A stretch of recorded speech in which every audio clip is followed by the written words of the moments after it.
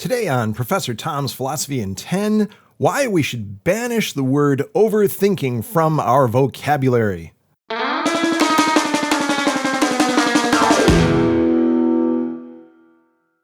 other day I received an email from a student who hadn't completed last week's homework on time. I think I've received similar emails about 200 times in the past decade alone. Here's what the student wrote. Professor Tom, I am so embarrassed. I didn't finish the homework by the due date, and I submitted it late. I hope I may still have partial credit for it. I think I am just overthinking the problem.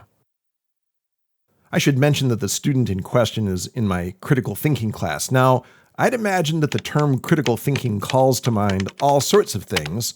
Images of slightly unkempt professors buried deep in thought, surrounded by a mess of papers and serious-looking books, or Socrates in earnest discussion with his student Plato, or Einstein writing long strings of mathematical symbols on an old-fashioned chalkboard. Or maybe the term critical thinking calls to mind brain teasers, of the sort found in standardized college entrance exams and on the New York Times puzzle page. As images of critical thinking go, however, these are all pretty vague. The term critical thinking has in fact been a buzzword in higher education for a very long time, pretty much since it was coined by the great American pragmatist philosopher John Dewey in his 1910 book titled How We Think. Surely it has a precise meaning. Surely one would learn what that meaning is in a class actually called critical thinking, right? Nope, not so fast. It turns out that the experts are themselves pretty vague about it.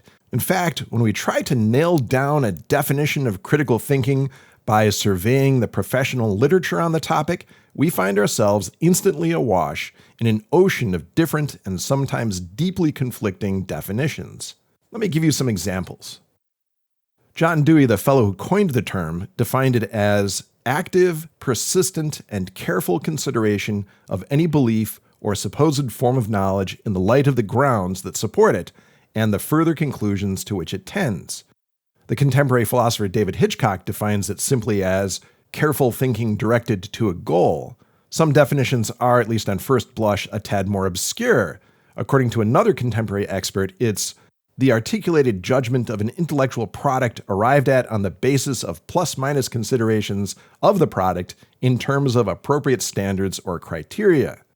Many proposed definitions focus on the possession of certain behavioral dispositions and some tools of logic, like this definition from yet another contemporary expert. The ability to think critically involves three things. First, an attitude of being disposed to consider in a thoughtful way the problems and subjects that come within the range of one's experiences. Second, knowledge of the methods of logical inquiry and reasoning. And third, some skill in applying those methods. One author has in fact identified no less than 17 distinct definitions of the term critical thinking. If I had to come up with a definition that captures most of what's found in those definitions, I would have to agree with the Delphi Report, which was produced under the auspices of the American Philosophical Association in 1990, and say that critical thinking involves two things.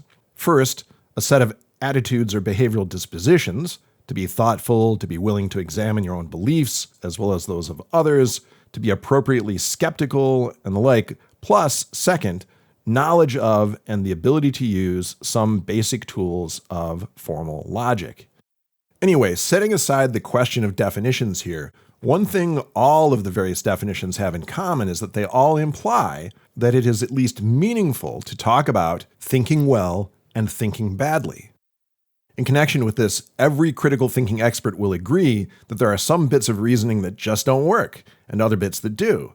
So, instead of trying to come up with a definition of critical thinking that would satisfy all comers, let's just stop and think for a moment about an easy example of a bit of reasoning that works, and after that, an example of bad reasoning.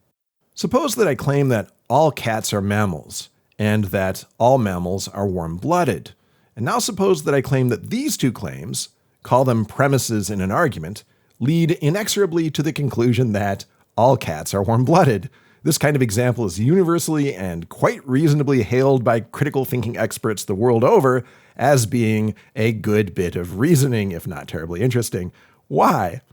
Well, it's actually good in two ways. First, the underlying structure of it is good. What is that underlying structure? Something like this. All A are B, all B are C, therefore all A are C. Now notice that no matter what you stick in for the capital letters A, B, and C here, if the resulting premises are true, the conclusion must be true as well. Critical thinking experts call any bit of reasoning that has this property of form, where the truth of the premises would force the truth of the conclusion, a valid deductive argument. Now, compare that with this argument. All cats are mammals, all dogs are mammals, therefore all cats are dogs. The two premises here are true. All cats are mammals, and all dogs are mammals, but they don't force the conclusion to be true. In fact, the conclusion in this case is false. Cats aren't dogs at all. Now, these two examples show that arguments need two things to be good. They had better have a good form, a good structure, such that the premises support the conclusion, and they had better have all true premises. Any argument that lacks either of those two properties is not a good argument. This is the core stuff of critical thinking as academics use that term.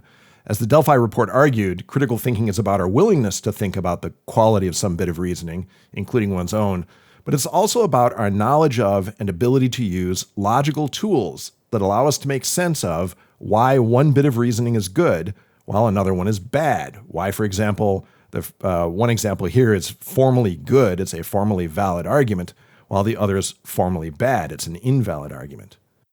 Okay, so how does critical thinking relate to my student's comment about overthinking? Well, overthinking is clearly bad, right? It's somehow an impediment to good thinking and must therefore be the antithesis of critical thinking, right? This surprising idea is all over the place right now. I'm not just hearing apologies about overthinking stuff from my students. The idea that overthinking is bad is found, for example, in a whole string of self-help books from the last few years, some of which just scream it in their titles, like blogger and author Anne Bogle's best-selling Don't Overthink It, Make Easier Decisions, Stop Second-Guessing, and Bring More Joy to Your Life. Or Stop Overthinking, 23 Techniques to Relieve Stress, Stop Negative Spirals, Declutter Your Mind, and Focus on the Present, The Path to Calm by Nick Trenton. Or Am I Overthinking This? Over Answering Life's Questions in 101 Charts by Michelle Rial, which is a funny book.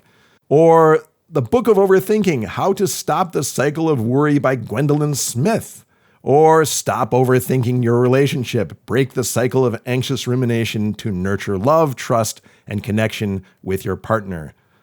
I could extend this list considerably. Well, I'm here to tell you that there is no such thing as overthinking, that the very idea is dangerous to actual critical thinking, and that we ought to banish the word overthinking from our vocabulary. Invariably, when my students come to me confused about some assignment and apologize by suggesting that they've been overthinking it, what I have found is that they were not overthinking in any sense, they were merely confused about something. They lacked a crucial piece of information, or were fuzzy on a crucial concept or technique. Overthinking suggests not a lack like this, however, but a surfeit, the possession of too much knowledge, too many logical skills, or the like. That doesn't describe my students. They generally don't have too much knowledge about the problem. They have too little. I mean, that's why we take college classes, right? Because we're ignorant and want to become a little bit less ignorant. No, the problem they were having is that they were underthinking, if anything, or more generally, they were thinking badly or were simply unable to think about the problem at all because they lacked some crucial piece or pieces of the puzzle. If a student doesn't understand the meaning of technical terms like valid or invalid, for example, then asking them to figure out which of a pair of arguments is valid and which is invalid is sure to end in failure, but not because of overthinking the problem. The term overthinking also seems to suggest that we should limit the amount of time we spend thinking about any given problem or issue.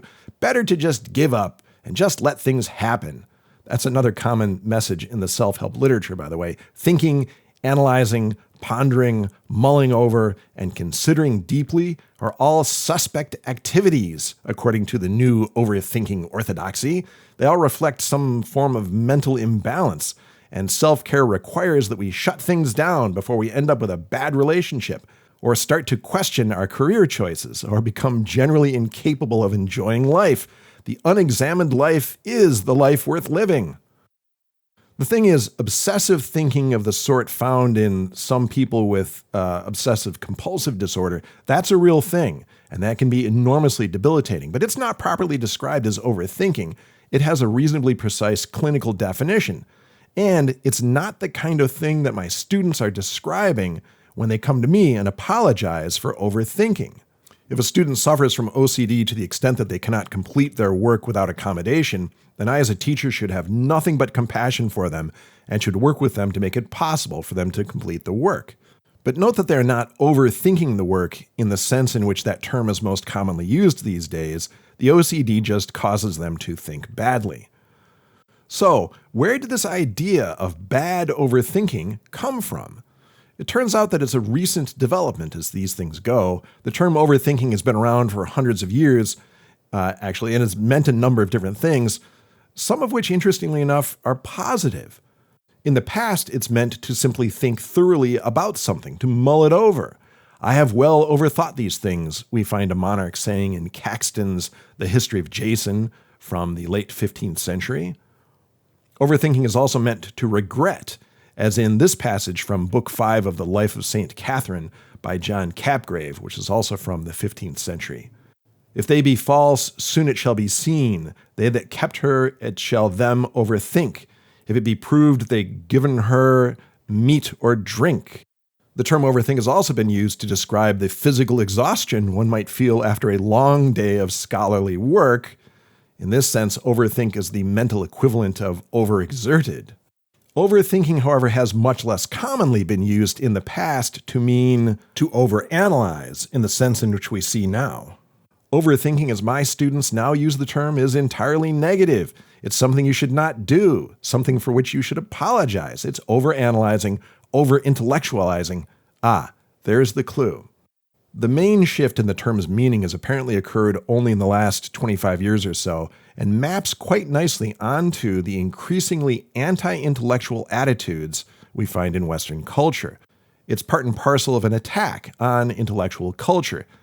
It sends the wrong message, to students especially, since it essentially says that persistent, dogged inquiry into difficult questions and topics is somehow bad and to be avoided. The thing is, a persistent, dogged wrestling with difficult problems exactly describes what our greatest and most admired social figures do. It describes Einstein. It describes Marie Curie. It describes every great mathematician, every great scientist, every great writer, every great artist, every great musician, every great political leader. It describes every great athlete ever. They didn't succeed by relaxing and underthinking. Sadly, the supposed dangers of overthinking now imply that you should avoid the two core elements of any critical thinking class. It means that you should not generally be willing to question things. You should not have a reflective attitude or a tendency to treat unusual claims with skepticism. Nor should you really bother with the logical tools that make critical analysis so much easier and so much more reliable. Don't be an intellectual. And if you're forced to engage in some intellectual work, by all means, apologize for it. It's an affront to genteel, well-bred people everywhere who instinctively know that ignorance is not just bliss, it's also virtue. This is why it's so odd to hear my students apologizing for overthinking when they don't understand something technical in my classes. They sense that there's something shameful in hard intellectual work. What could be more opposed to critical thinking? This is why we must banish the word overthinking from our vocabulary.